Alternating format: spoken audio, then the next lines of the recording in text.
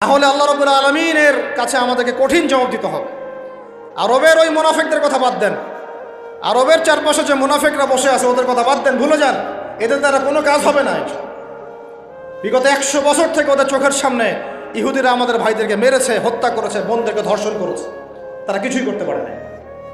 যে গুটি কয়েক মানুষ এর বিরুদ্ধে প্রতিবাদ করেছে ওদেরকে তারা সন্ত্রাসী আখ্যা দিয়েছে, এতটুকুই এরা করতে পেরেছে। এসব রাখেন নাটক তামাশা।